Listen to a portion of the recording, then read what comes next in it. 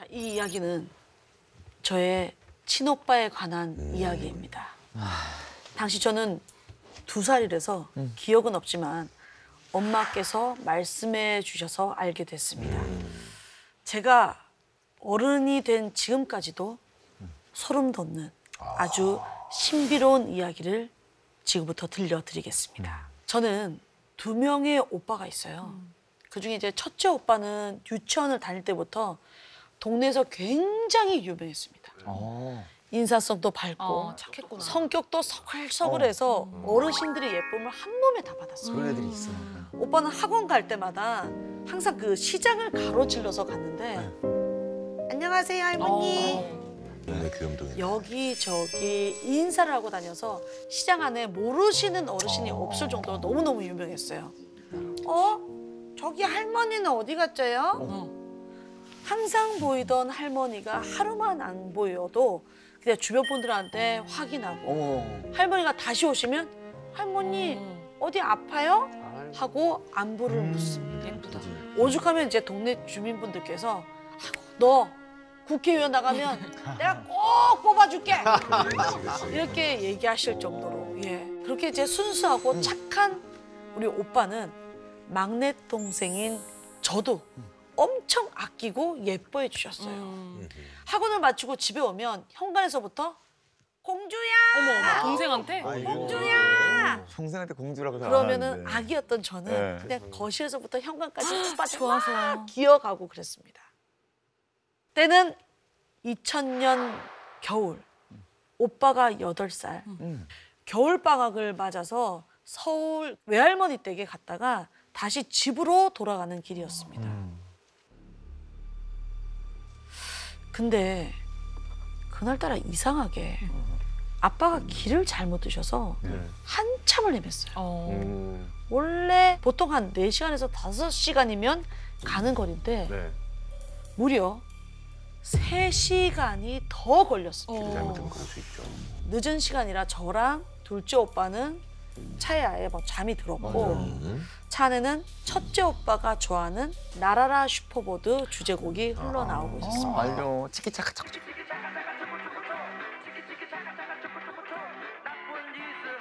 근데 갑자기 첫째 오빠가 이렇게 엄마께 묻는 거예요. 맨날 동생들한테 양보하느라 엄마 무릎에 못 앉았는데 오늘은 앉아도 돼요? 엄마는 오빠의 말에 아유 당연하지 라고 이제 무릎에 앉혀서 꼭 이렇게 안아줬대요. 얼마나 예뻐. 근데 이제 차창 너머로 밝게 빛나는 이제 달을 다 바라보면서 또 묻더래요. 저 달에 가면 돌아가신 할아버지도 만날 수 있고 무지개 딸이 걷는 나비도 볼 수 있겠죠? 나비? 얘가 왜 무지개? 이런 걸 물어보지? 얘기가 좀.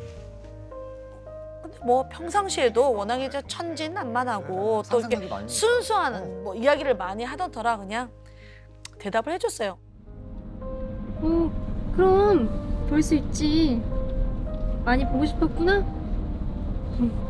볼 수 있지. 그 뒤로도 한참을 더 달려서 늦은 밤이 돼서야 집에 겨우겨우 도착을 했어요. 원래라면 이제 다 바로 이제 골아 떨어질 시간인데 오빠는 집에 오자마자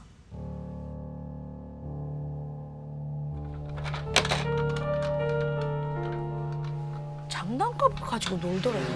피곤할 텐데. 네. 그래서 평소에 좋아하는 것들을 다 꺼내서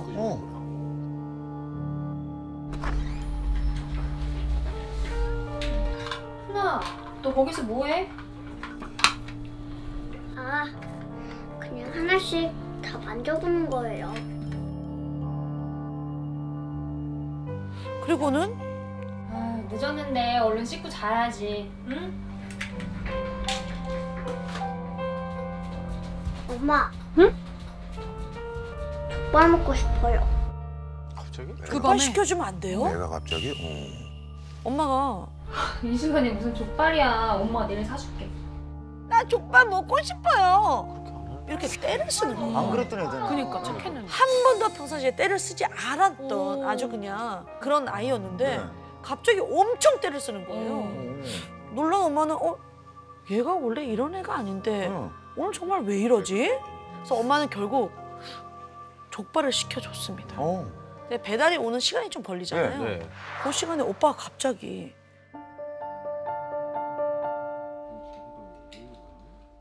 책장으로 막 달려가더니 가족 사진이 들어있는 그 앨범을 이렇게 꺼내더래요. 그러니 아기 때 사진부터 엄마 아빠 옛날 사진 그리고 그 엄마가 쓴 그 육아일기가 있었어요. 오빠 낳기 전부터 쓰고 있던. 이상하다. 근데 엄마가 이렇게 보기에는 너무 이상한 거야. 저 왜 저러지? 좀 묘한 기분이 들더래요. 뭐해? 사진 봐. 사진? 그러던 와중에 이제 족발이 배달이 됐고 족발 왔다. 오빠가 엄마 우리 같이 먹어요.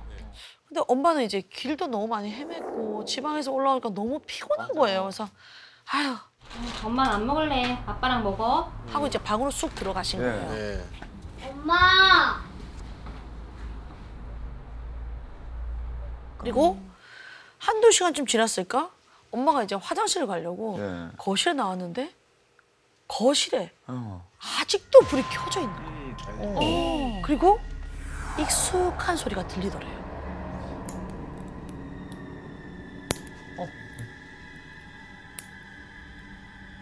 손톱 깎는 건가?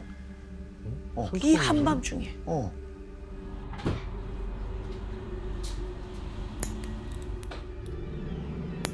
8살이었던 오빠가 혼자서 손발톱을 깎고 있는 거예요. 이상한데? 어떻게 깎았지? 훈아, 너 거기서 뭐해? 손톱 깎는 거야? 위험하게. 엄마가 내일 해줄게. 제가 깎을 수 있어요. 오늘은 꼭 깎아야 돼요.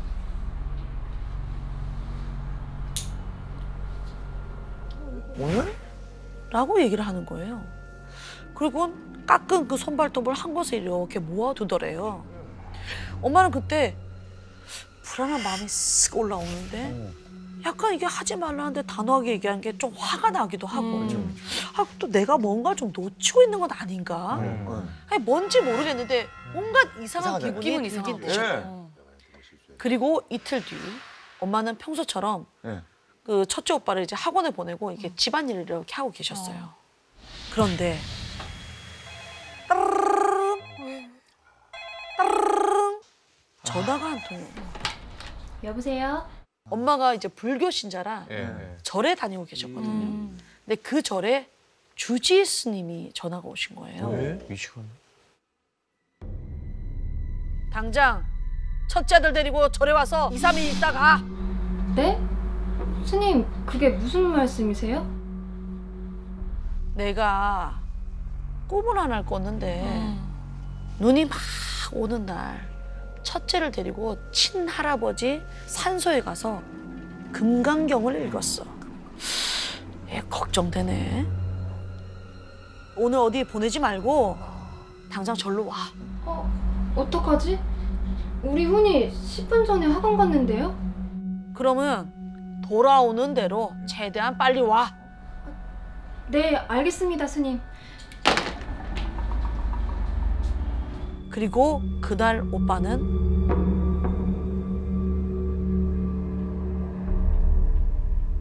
집으로 돌아오지 못했습니다.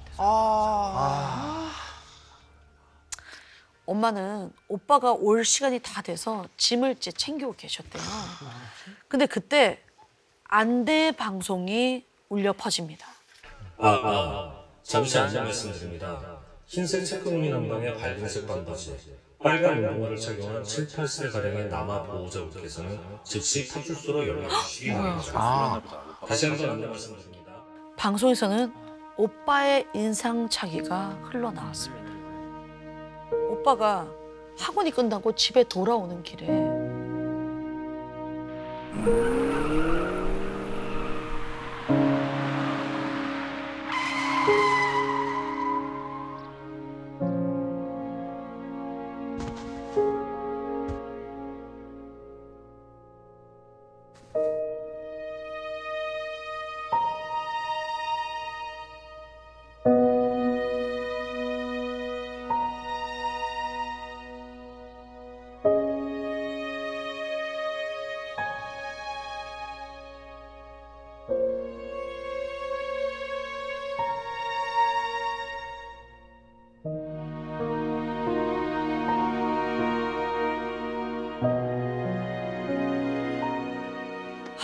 그렇게 엄마는 오빠를 떠나보내고 집으로 돌아왔습니다.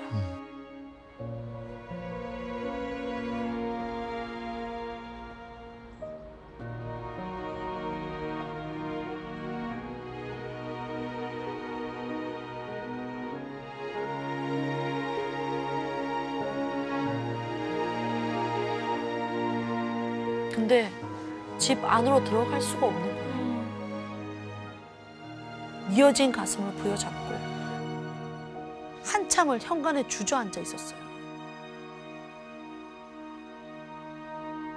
그리고 며칠 전 오빠가 마치 이 세상을 떠날 애처럼 준비하던 그 모습이 자꾸 떠올라서 너무 마음이 더 아파지더래요. 그러게. 그때 나라라 슈퍼보드 주제곡이 들리더래요. 엄마도 저기 통화 연결하면 그걸로 해놨구나. 아니요. 와. 오빠가 언니 뭐 하는데? 엄마 휴대폰 벨소리를 바꿔놨던 거예요. 아.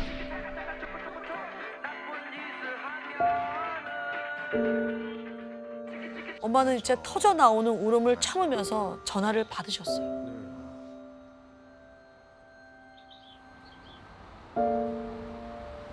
여보세요? 상대편은 아무 말도 없었대요. 뭐야? 그 순간 엄마는 마지막으로 오빠가 나한테 전화 온 건 아닐까라는 생각이 딱 드신 거예요. 언니? 언니야?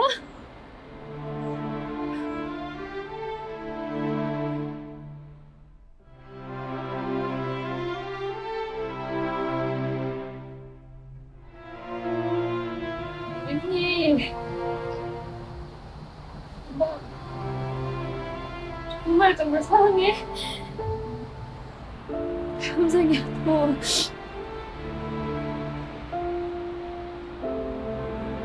꼭 엄마 아들 줘야 돼. 알았지? 무시.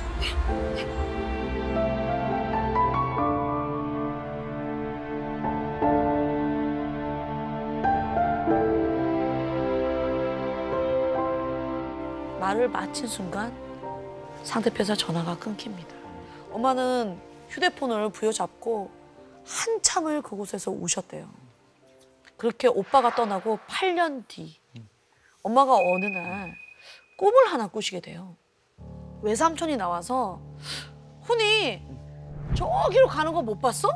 라고 묻더래요. 그래서 엄마는 꿈에서라도 오빠를 보기 위해서 삼촌이 가리킨 그 골목길로 막 쫓아간 거예요. 저 멀리서 약간 그 오빠로 보이는 그 아이가 뒤를 돌아보면서 웃고 있더래요. 그렇게 이제 막 쫓아가니까 잡힐 듯, 안 잡힐 듯. 꿈에선 꼭 그래. 꿈에서 아이를 막 쫓아가다가 예. 어느 산 꼭대기 위에 도착을 했어요.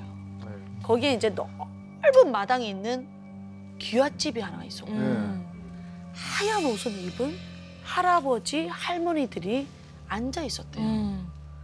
오빠로 보이는 그 아이는 후다닥 뛰어서 기와집 안으로 들어가는 거예요. 그래서 엄마도 이제 가야 되잖아요. 그래서 막 따라 들어가는데 거기에 한 할머니가 쓱 가로막는 거예요. 여긴 아무나 들어가는 것이 아니야. 저기 계시는 할아버지한테 허락을 받고 와. 아이고, 마음은 급하잖아. 애는 지금 들어갔고. 엄마랑 말씀하시고. 그래서 할아버지한테 가서 저기 우리 아들이 죽었는데 그 아이가 이쪽으로 지금 들어가서 그렇다고 이제 막 자초지종 얘기를 한 거예요. 네. 그랬더니 할아버지가 안으로 들어가라고 허락을 해주셨어요. 그래서 급하게 안으로 들어가 봤더니 되게 단아한 할머니 한 분이 계셨는데 그 앞에 흰 저고리를 입은 여자아이랑 남자아이가 등을 지고 앉아있더래요.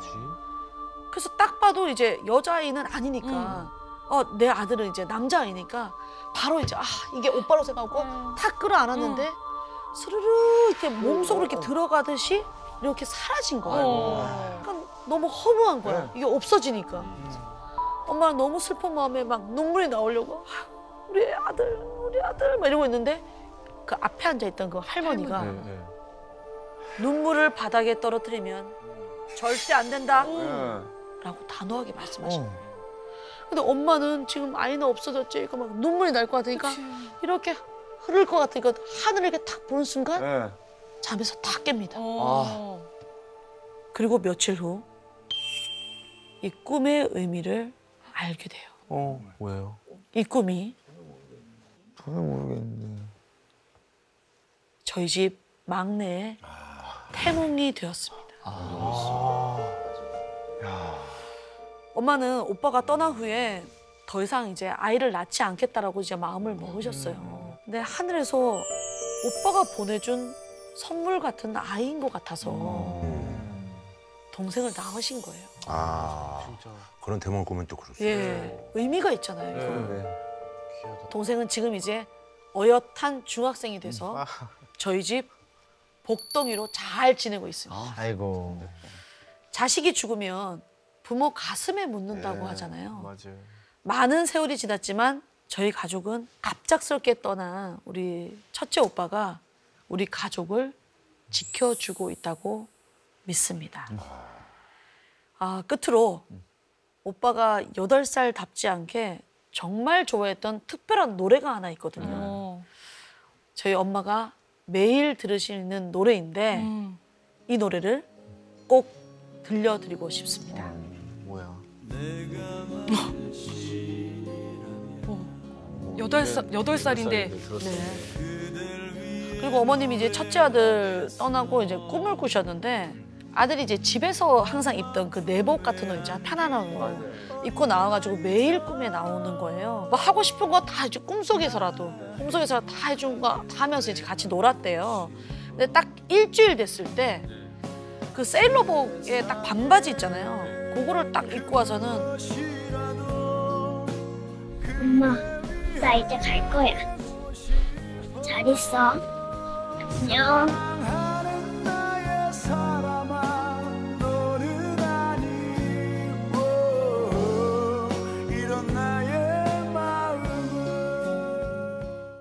이 이야기는요, 그 송파구에 사는 30살 이 나라 씨가 보내주신 공모작인데요. 좀 이 이야기는 신비로운 이야기예요.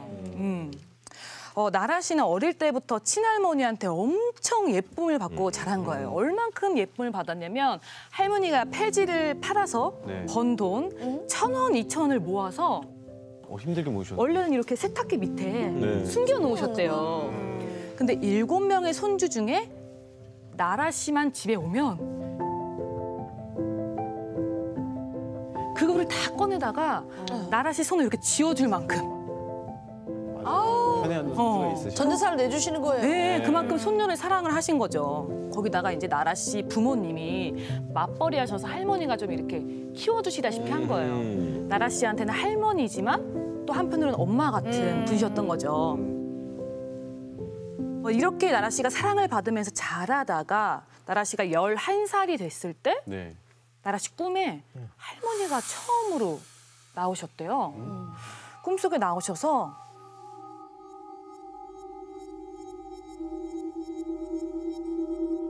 나라야, 밥 잘 먹고 잘 살아. 이렇게 하고 너무 인사인데. 꿈에서 깬 거예요.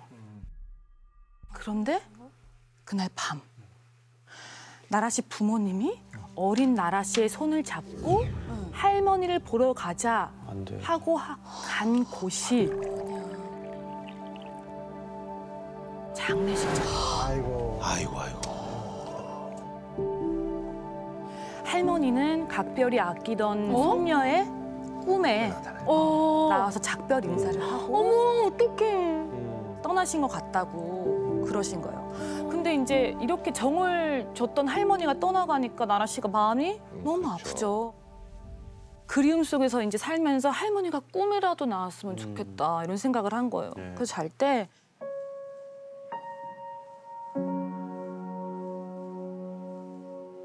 베개 밑에 할머니 사진을 이렇게 넣어놓기도 하고 잠들기 전까지 할머니 생각을 계속해서 꿈에 나왔으면 근데 할머니가 단 한 번도 나오지 않으셨대요. 그런데 나라 씨가 9년이 지나고 20살이 되던 해에 할머니가 드디어 꿈에 나오신 거예요. 나라 씨가 거실에서 이제 TV를 딱 보고 있는데 초인종 소리가 들려서 문을 딱 열었더니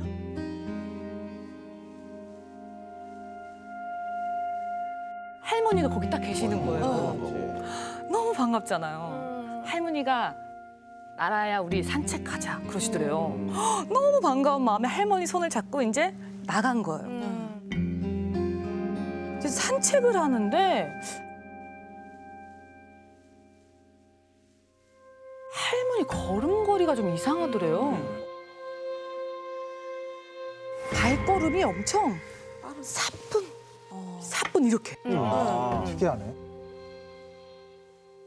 이 다리가 엉덩이에 닿을 정도로 이런 식으로 걸으시더라는 거예요. 이렇게 날듯이 이렇게. 네, 이렇게.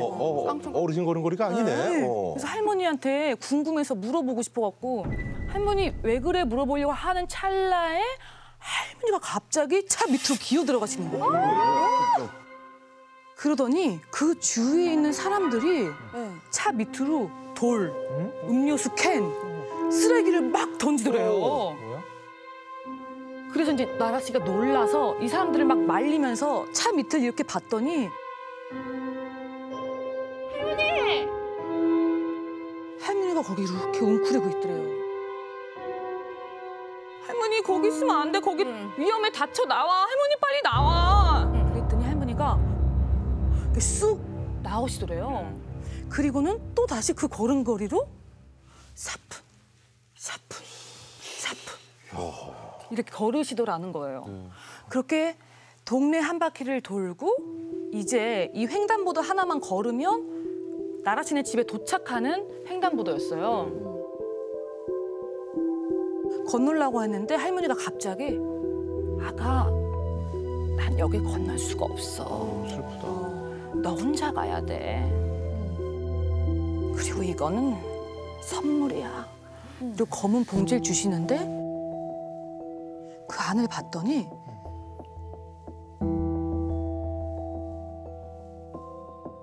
날 생선이 한 서너 마리 들어 있었대요. 그래서 그걸 받아가지고 할머니랑 이제 작별 인사를 하고 집에 오는 꿈을 꿨다는 거예요.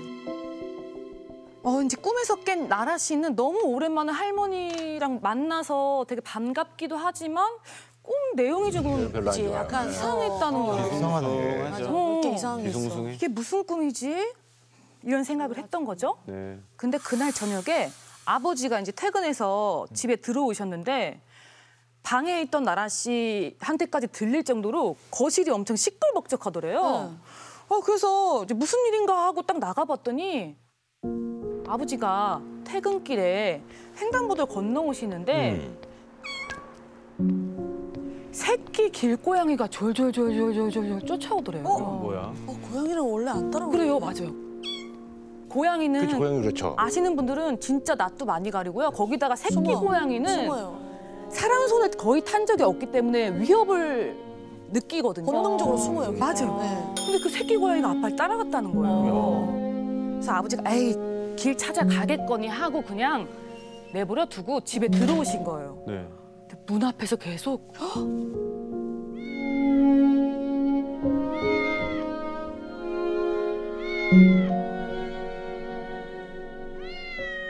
그 울음이 가슴에 탁 박히더래요. 밟히는구나. 그래서 이 새끼 고양이를 결국에는 집에 데리고 들어온 거예요. 그래서 이제 나라 씨가 얘 데리고 오면 어떡하려 그래? 라고 이제 걱정이 되려던 찰나에 신기한 거예요.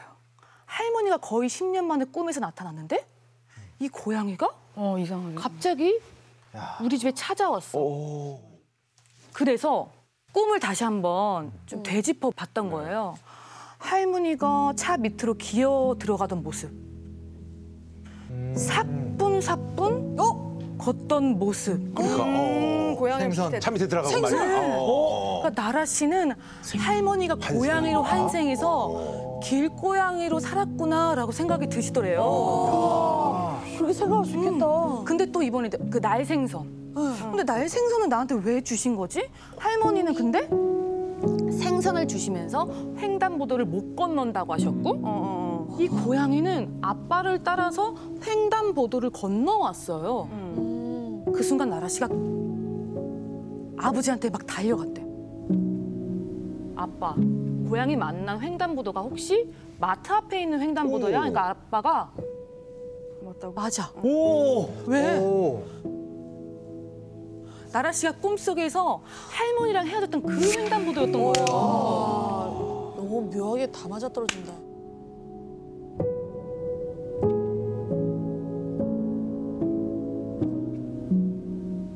그 순간 이제 나라 씨가 머리를 탁 맞은 것처럼 멍해졌대요.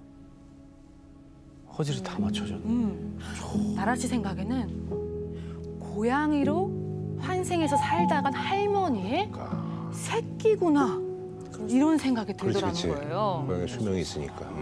환생한 고양이로서의 두 번째 삶을 마감하면서 자신의 아들인 아버지께 새끼 고양을 맡겼고 우리 나라 씨한테는 생선을 주면서 잘 부탁한다. 아하. 손녀한테. 이런 뜻인 것 같다는 거예요.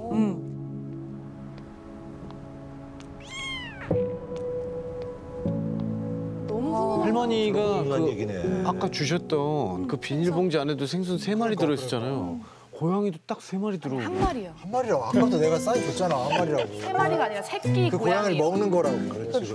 저기 남 얘기도 좀 들어요. 네. 시간 꽤 지났네. 왜 꿈에서 보면은 할머니한테 막 쓰레기 던지고 맞아. 그건 뭐야? 고양이들. 돌 던지고 원래 고양이의 고양이. 수명은 강아지랑 비슷한데 맞아요. 길고양이의 평균 수명은 2년밖에 안 엄청 돼요. 맞아. 네. 그러니까 할머니가 고양이로 살다간 그 삶이 굉장히 힘들었다는 거죠. 그러니까 할머니는 자기 새끼만은 길에서 자라지 않았으면 하는 마음에서 니네가 좀 걷어줘라. 네. 맡긴 게 아닌가. 그래서 나라 씨가 꿈 얘기를 이제 부모님께 하면서 네. 얘 우리 키우자. 얘 할머니 새끼 같아. 키워야 돼. 그거 진짜 키워야 돼. 이렇게 얘기를 하셨고 아빠도 동물을 정말 안 좋아하시는데 얘한테는 왠지 정이 간다. 그럼. 그래서 지금 10년째 아이고. 잘 키우고 계시다고 하더라고요. 10년째. 근데 되게 신기하다. 사연이 끝이 아니라 우리 나라 씨가 굉장히 핫한 영상을 보내주셨거든요. 영상 있어요? 네, 예. 영상 한번 보실게요. 안녕하세요. 저희 집 가족을 나라 씨입니다. 보겠습니다. 바로 저희 집 삼촌이시거든요. 삼촌이래, 저희 삼촌. 집 삼촌을 소개해드리도록 하겠습니다. 삼촌. 네. 삼촌. 고양이 이름이 삼촌인가 봐. 네. 아이고 귀여워. 별명이 삼촌이래요. 그치. 귀엽게 생기지 않으셨나요? 네, 삼촌이 지금 많이 피곤하신가 봐요. 네. 10살 된 거예요, 10살. 그러니까. 아니 얘가 따라왔다고? 네. 그리고 신기한 게 삼촌. 부르고 나와. 삼촌 부르고 와요.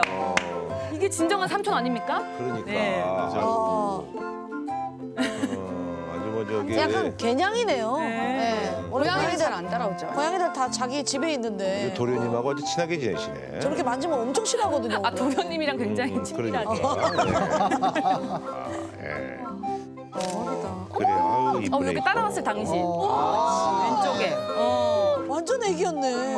말도 안 돼. 야 이런 새끼 고양이가 안 따라와요, 안 따라와요. 진짜로. 네. 되게 먹먹하다. 네. 내가 혼내 진짜. 어떻게 이걸 그냥 보내? 어머, 그러니까. 어머. 뭐야 이거는? 이게 이제 아버지래요.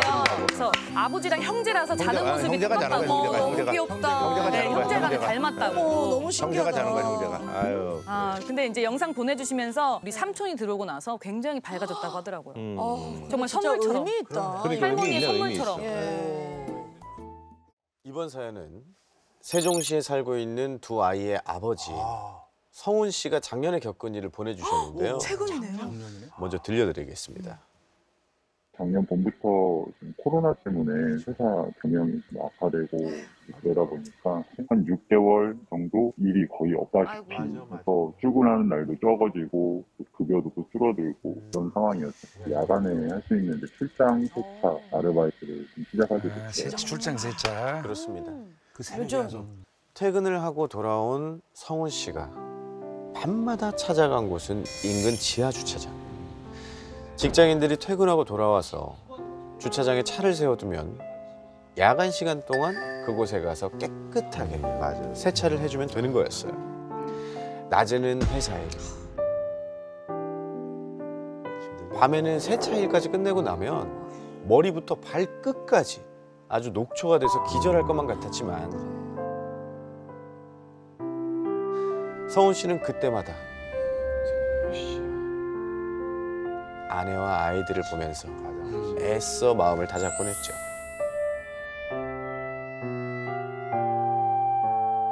그렇게 성훈 씨가 야간 알바를 시작한 지 6개월이 다 돼가던 어느 날, 그날 성훈 씨가 마지막으로 맡은 구역은 집에서 조금 떨어진 한 아파트 단지였습니다. 모든 구역을 가리지 않고 정말 열심히 일을 하는 성훈 씨였지만 유독 그곳은 꺼려 했어요. 왜? 지하 주차장에 갈 때마다 느껴지는 음습하고 그런 데가 있어. 이상한 기운. 어둠 속에서 누군가 튀어나올 것만 같은 싸한 느낌의 LED 등, 헤드랜턴 등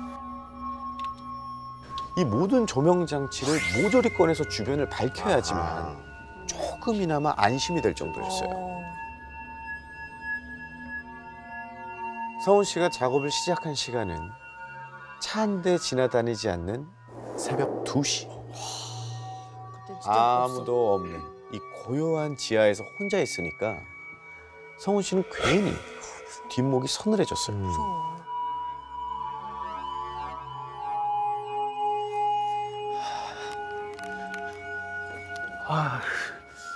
여기는 올 때마다 이렇게 기분이 별로네.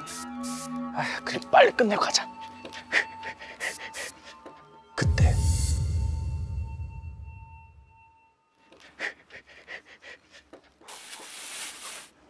어디선가 이 비닐 비빌 때 나는 소리가 그런 소리가 나는 거예요. 없는데.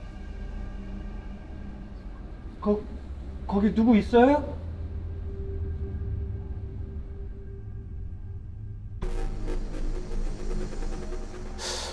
아무도 없네. 뭐야, 내가 잘못 들은 건가? 하고 고개를 돌린 성훈 씨가 다시 걸레를 들고 마무리를 하려는데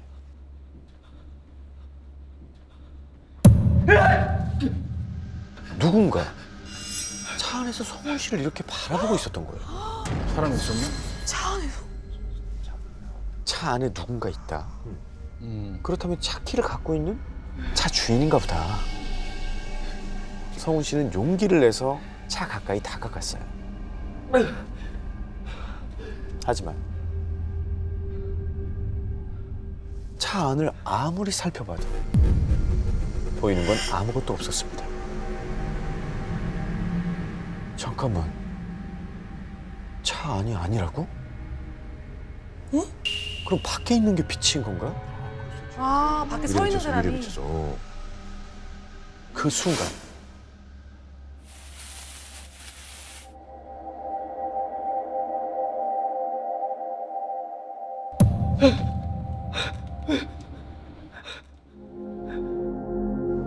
머리가 새하얗고 눈은 움푹 들어간 할아버지가 성훈 씨를 가만히 바라보면서 서 계시는 거예요.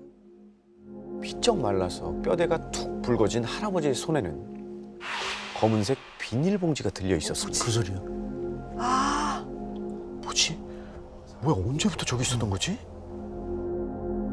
말없이 빤히 바라보기만 하는 할아버지의 흉흉한 눈빛에 왜 그러세요? 꼭 좀 부탁할 게 있는데.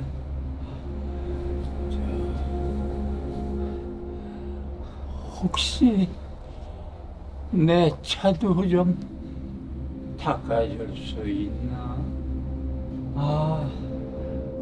그런데 여러분, 이 출장 세차라는 게 보통 손님들이 업체를 통해서 예약을 하면 일하는 사람들이 구역별로 배당을 받는 게 정식 절차거든요. 직접 안 해. 현장에서 바로 안 하지. 예약을 하셔야 받으실 수 있다니까요. 지금은 안 돼요.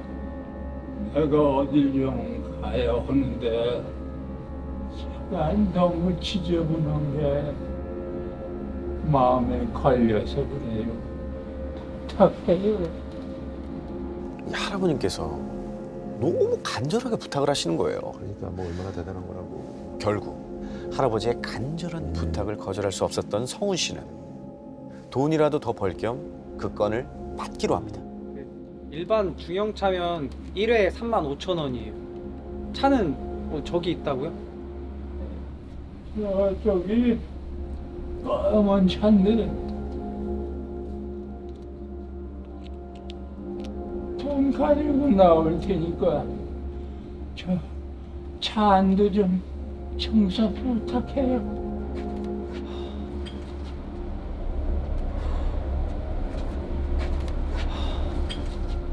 성훈 씨는 A 기둥 쪽으로 자리를 옮기기 위해서 거기 차로 걸어갔어요.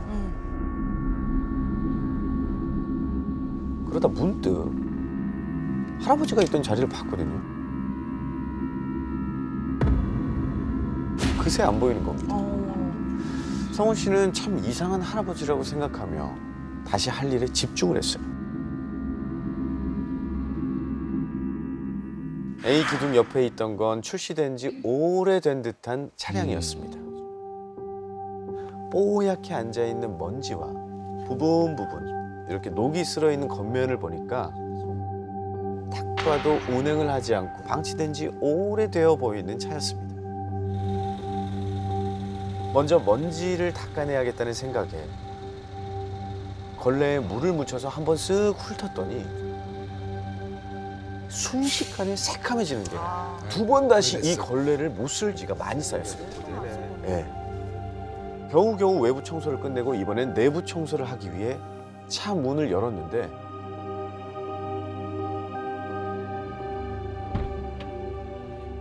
차 안에 뜩 채운 서늘한 냉기와 함께 매캐한 탄내가 코를 확 찌르는 겁니다. 한숨을 푹 쉬면서 일단 바닥 매트를 집어드는데 손에 뭔가 아슬까슬한 물체가 느껴지는 거예요.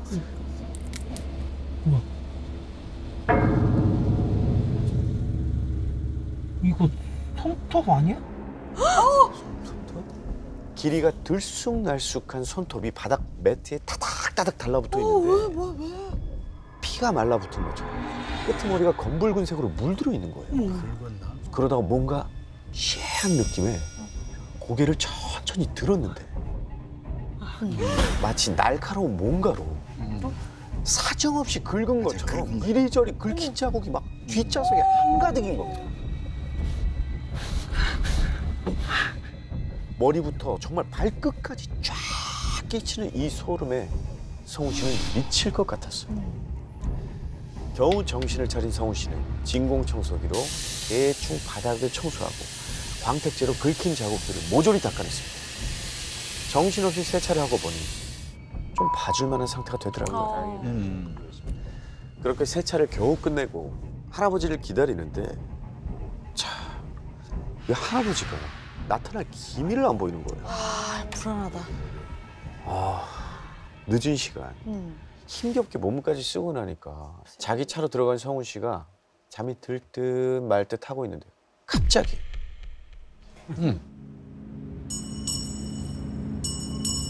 어디선가 종소리가 울리더니 성훈 씨 차 앞으로 상대로 된 상복을 입은 사람들이 하나둘씩 지나가는 거야. 아파트 주차장인데? 성훈 씨는 놀라서 움직이지도 못하고 멀뚱히 바라보고 있는데 천천히 걸어가는 사람들 뒤로 아주 커다란 상여가 등장합니다. 지하 주차장에서? 꼭 주차장 천장에 닿을 것만 같았어요.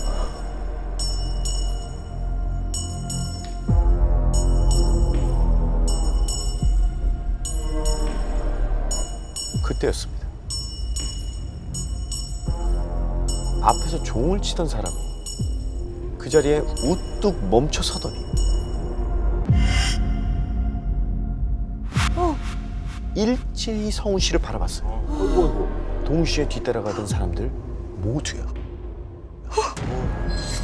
그 자리를 벗어나고 싶어서 막 발버둥 치는데 이상하게 몸이 안 움직이는 겁니다. 그런데 그때 그 종치던 사람이 성훈 씨 쪽으로 몸을 틀더니 걸어오기 시작해요.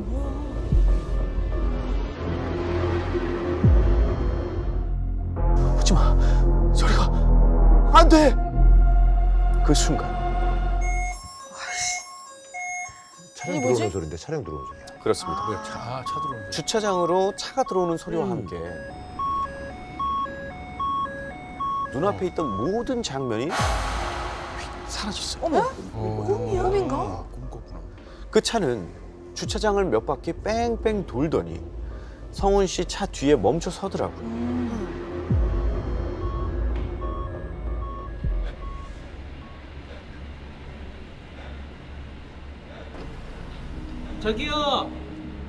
저기요. 죄송한데 다른 곳에 주차할 데가 없어서 그러는데 앞에 차 좀 빼주시면 안 돼요? 이 자리에 주차 좀 할게요. 저 차가 있는.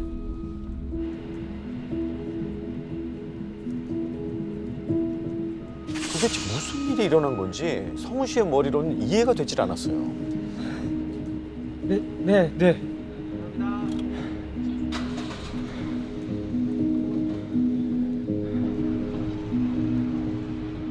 일단 차를 비켜주고 나니까 어지럽고 머리가 깨질 것 같은 게 그냥 빨리 돈이나 받고 여기를 빨리 벗어나고 싶은 거예요. 할아버지 왜 하나?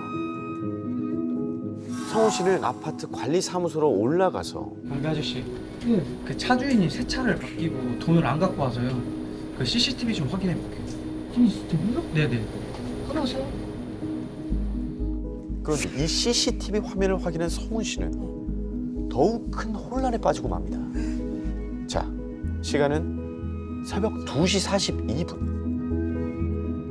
성훈 씨의 차량이 빈 주차칸 앞에 주차를 합니다. 그러더니 차에서 내려요. 트렁크 앞에서 꼼짝도 안 하고 5분간 가만히 서 있는 겁니다. 분명히 할아버지랑 얘기도 하고 얘기하는 게 지켰구나. 세차도 했는데 할아버지가 성훈 씨 혼자서 우두커니 아무것도 안 하고 그냥 서 있는 거예요. 홀렸어. 할아버지는 없고. 세차도 했는데. 그렇죠. 그러더니 2시 47분. 5분이 지났죠. 5분. 성훈 씨가 자기 차로 돌아가고는 20분쯤 지나서 한 차량이 주차장으로 들어옵니다. 부장님이죠, 부장님. 그러자 빈 주차칸 입구를 막고 있는 성훈 씨 차량이 자리를 비켜주고 새로 들어온 차량이 그 칸에 주차를 하는 겁니다. 우와, 할아버지. 그러니까 할아버지의 차가 있던 A 기둥 옆자리는 사실 그 차량이 오기 전까지 계속 비어 있었던 거죠. 비어 있었어요. CCTV 영상에는 할아버지도 없고 할아버지의 차도 없네. 흔적조차 없었습니다. 세차한 것도 그냥 없는 거예요. 야, 이거 뭔 일이야? 아무것도 없는데? 이상하네. 혹시 술 드셨어요? 그럴 리가 없는데. 분명 차가 있었어요. A 기둥 쪽에 그 차 주인이 새 차 바뀌면서 돈 갖고 오겠다고 했다고요. A 기둥이라고요? 네. 그럴 리가 없는데. 그럴 리가 없다니. 한 달 전에 어떤 할아버지가 그 자리에서 돌아가셨어요. 그래? 차에서 연탄 피우고. 그래서 입주민들이 자리가 없는 거 아닌 이상은 그 자리에 주차 안 해요.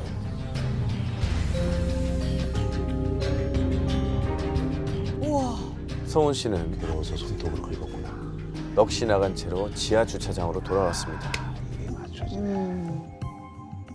한참을 운전석에 멍하니 앉아 있다가 시동을 건 순간 성훈 씨는 조수석 사이드 미러에 걸려 있는 무언가를 발견합니다. 비닐 소리? 바로 할아버지가 들고 있었던 것과 똑같이 생긴 검은색 비닐봉지였습니다. 거기 걸렸었다. 우와. 바들바들 떨리는 손으로 확인한 그 비닐봉지 안에는 두유 2병이 들려 있었죠.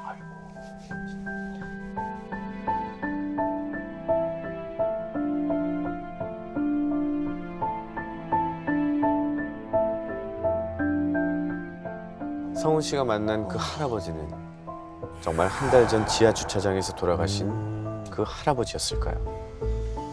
그렇다면 비닐봉지 안에 있던 두유 2병은 차에 남은 마지막 흔적을 지우고 떠나가게 해준 것에 대한 감사의 표시였을까요? 사연을 보내주신 분은 13년 차 간호사인 김주원 씨가 직접 겪은 사연을 보내주셨는데요. 때는 2012년. 이제 막 3년 차 간호사가 될 무렵이었습니다. 당시 저는 중환자실과 일반 병동 사이 역할을 하는 준중환자실에서 일하고 있었어요. 보호자가 없는 이제 환자는 돌아가신 후에도 간호사가 좀 처리해야 할 일들이 있거든요.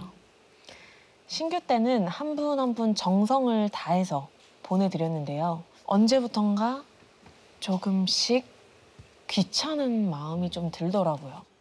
사람이 또 그렇죠. 그렇게 2년간 많은 환자를 좀 보내면서 저는 점점 죽음에 무뎌져 갔습니다. 그런데 딱 하나, 아무리 당해도 익숙해지지 않는 게 있었어요. 다들 한 번쯤 들어보셨을 텐데요. 선배가 후배의 영혼이 재가 될 때까지 태운다는 태움입니다. 많이 봤어요. 특히 이제 3년째 유독 저를 괴롭히는 선배가 있었는데요. 바로 은미 선배였습니다. 그럼 양치도 해? 죄송합니다. 뭐야? 왜 병원에서 울상을 치고 그래? 일하기 싫은가 보다. 취해 됐네. 나한테 일 안 가르쳐도 되겠네. 3년째 이은미 선 종합병원, 그것도 준중환자실 간호사. 업무만으로도 정말 너무 바쁘고 힘들거든요. 너무 힘들겠다. 그래도 참는 것 말고 답이 있나요? 그냥 억지로 꾸역꾸역 버텼습니다. 그러던 어느 날 밤 근무 중이었어요. 차트를 정리하고 있는데 환자 호출이 오는 거예요. 3번 베드? 여기 비어있을 텐데. 왜 울리지? 제가 착각했나 싶어서 얼른 뛰어갔더니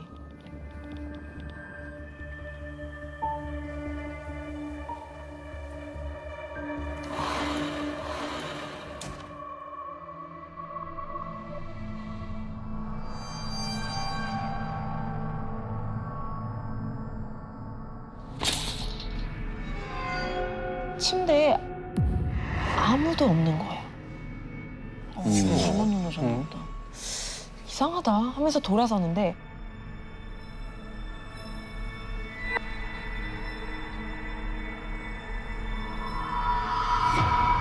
어떻게 알았는지 은미 선배가 제 바로 뒤에 와 있는 거예요. 너 일 안 하고 뭐하니? 아니요, 선배.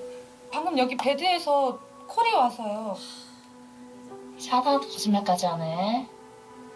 빈집 낸 거 안 보이세요? 죄송합니다. 너무 답답했지만 죄송하다는 말밖에 할 수 있는 게 없었죠. 그런데 억울한 일은 여기서 멈추지 않았습니다. 어딨지? 누가 일부러 싹 빼간 것처럼 물품이 몽땅 사라진 거예요. 야, 장난친 거네, 장난친 거야. 그때 귀신같이 또 은미 선배가 나타났습니다. 드레싱 키트가 없는 거 10년 만에 처음 보네. 죄송합니다. 근데 좀 전에 드레싱 키트랑 거즈랑 글로버랑 다 있는 거 제가 분명히 확인했거든요. 네가 확인한 거 어디 있는데? 어딨냐고. 네가 일 똑바로 안 해놓고 거짓 변명이야? 우연이라고 하기엔 어떻게 매번 이렇게 억울한 상황마다 은미 선배가 절 지켜보고 있냐고요. 나를 괴롭히고 싶어서 함정을 파는 게 아닌가? 그때부터 내가 꼭 현장을 잡아야겠다. 매일 두 눈을 부릅뜨고 있었죠. 맨날 당할 순 없지. 그런데 기회는 생각보다 빨리 찾아왔습니다. 음. 4번 베드? 여기 환자 없을 텐데. 4번 침대는 좀 전에 환자가 다른 병동으로 가서 비어 있었거든요. 순간 조금 전 어디론가 사라지던 은미 선배가 생각났습니다. 잠깐 나갔다 올 테니까 무슨 일 있으면 바로 연락 줘. 네, 다녀오세요. 이번엔 현장을 잡든지 해야지. 아, 나한테 진짜 왜 그러는 거야? 선배가 눈치채지 못하게 조용히 4번 베드로 갔습니다.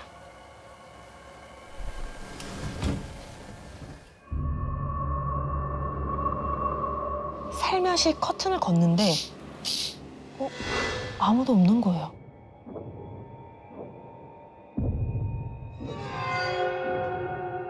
그때 제 뒤에서 뭔지 모를 인기척이 느껴졌어요. 혹시 몰라서 복도로 나가봤습니다.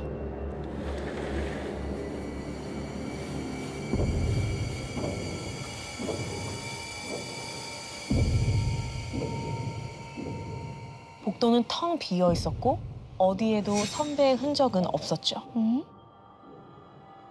다시 병동으로 이제 들어가려는데 어디선가 저를 노려보는 시선이 느껴지는 거예요. 선배 아니야? 은미 선배.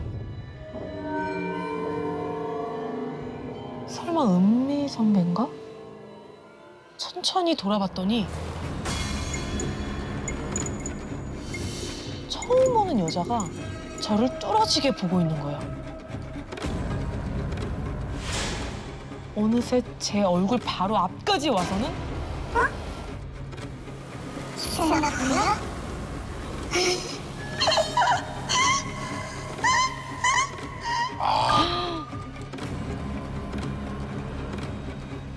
저는 너무 놀라서 그 자리에서 정신을 잃었어요.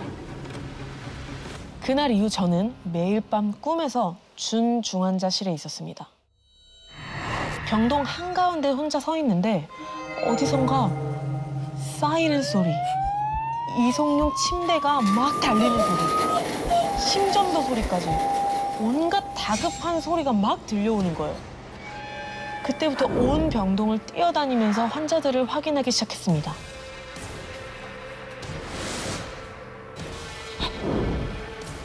한 사람 한 사람 이제 남은 마지막 환자를 확인하려고 이불을 확 걷었는데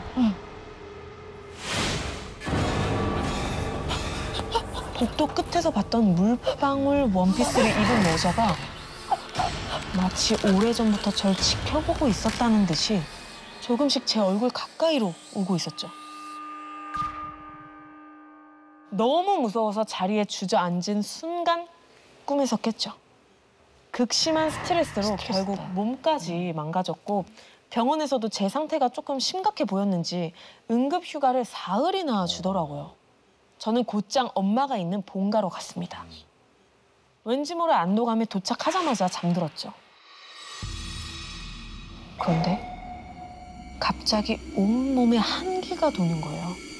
살며시 눈을 떠봤는데 제 눈앞에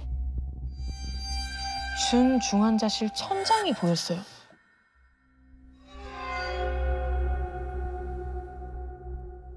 이게 어떻게 된 일이지?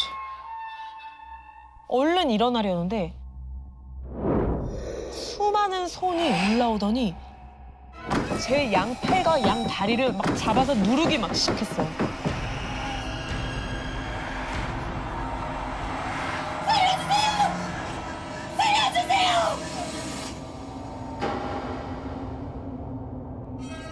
제 발목을 잡고 있던 누군가가 일어나는데 살려주세요!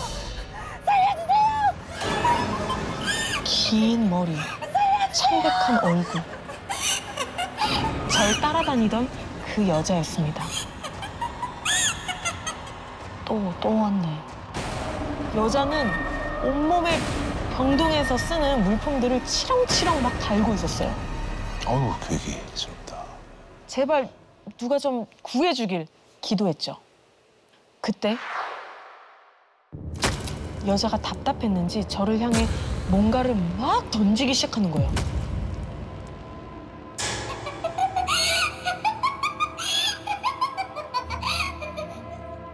제 몸은 새빨간 피로 흠뻑 젖기 시작했습니다.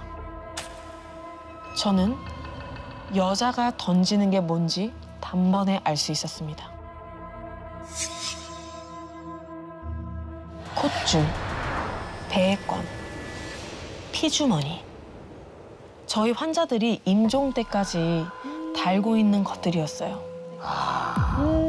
맞아. 그제야 여자가 하는 말이 또렷하게 들리더라고요. 똑같이 다니고. 그때 깨달았어요.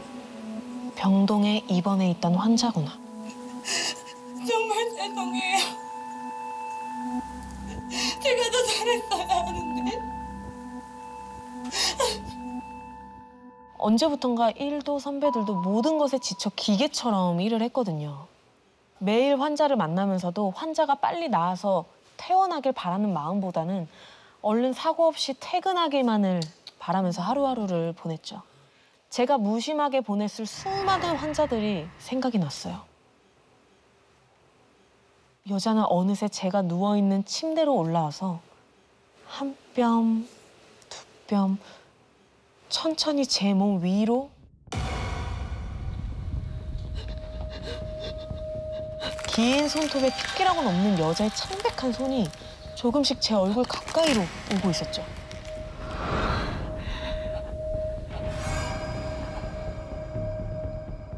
여자의 양손이 제 목을 향해 오는 그때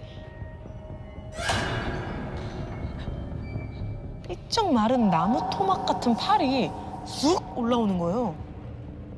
오, 뭐야, 구세주네. 도와주는 것도 도와준다. 앙상한 손은 꽉 여자의 팔목을 세게 쥐기 시작했고 절 죽일 듯이 다가오던 여자는 기적처럼 멈춰섰습니다.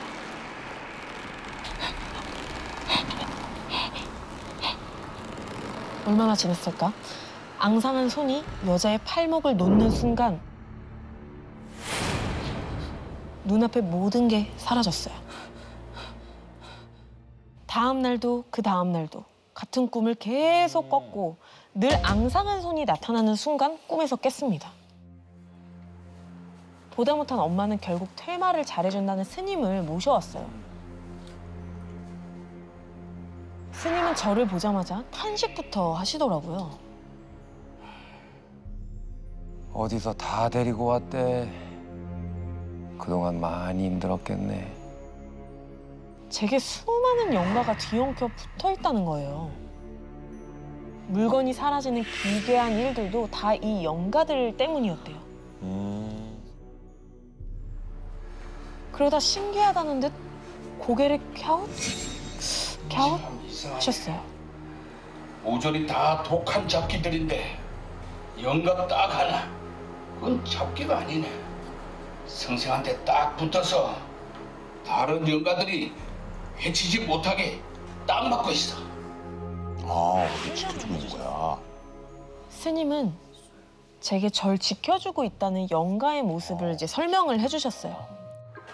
안경을 쓰고 애는 뻘쩍 나오고 팔다리는 비쩍 말랐어.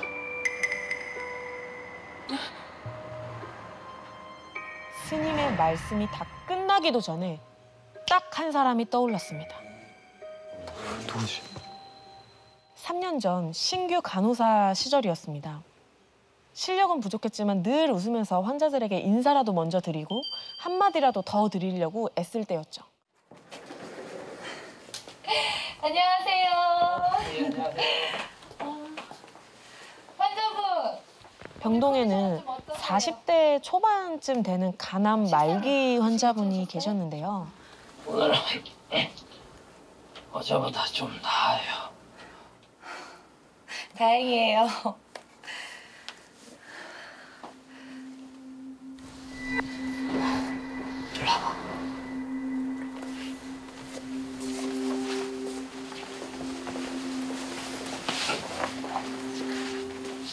환자들한테 실실 입고 다니지 말라 그랬지.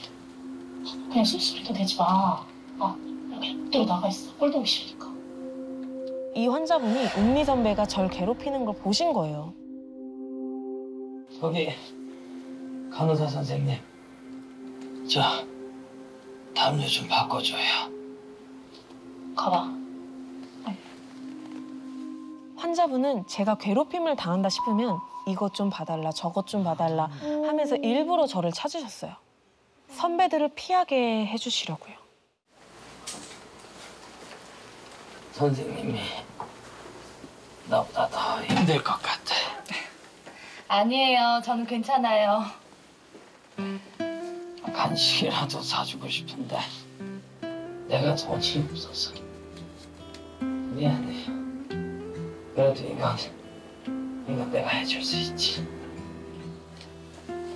나 같은 반에도 주사를 잘 놓아야 훌륭한 간호사가 된다고. 매일 10번씩 내 발에 연습해요.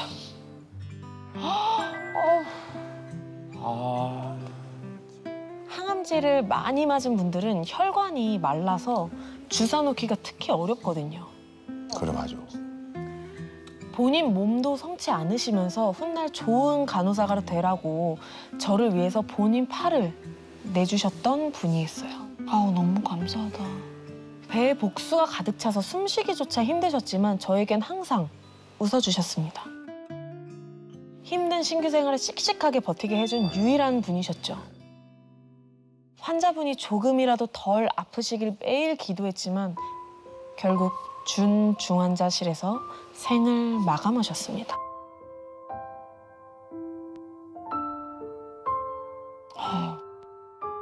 저는 보내드릴 때마저 좋은 모습을 보이지 못했어요.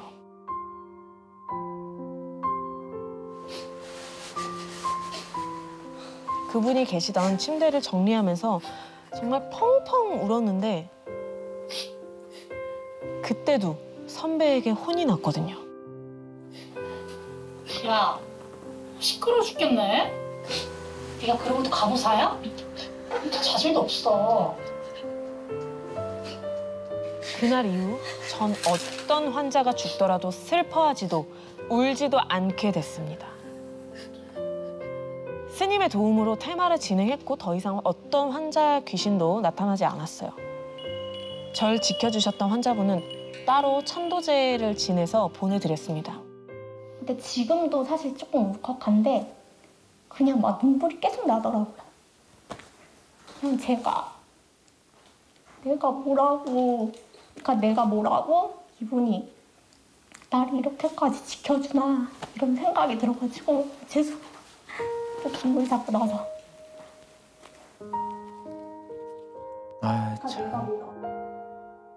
그분은 너무 병원 생활하면서 고마웠던 거죠, 이분한테.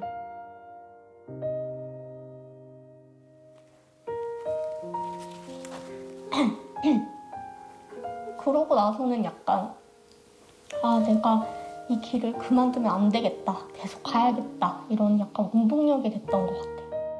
오히려 사명감이 좀 들었구나. 너무너무 감사하고 앞으로도 초심을 잃지 않고 최선을 다해서 환자들을 간호하고 행복을 주도록 하겠습니다. 저는 더 이상 걱정하지 마시고 편안히 쉬시면 좋겠어요.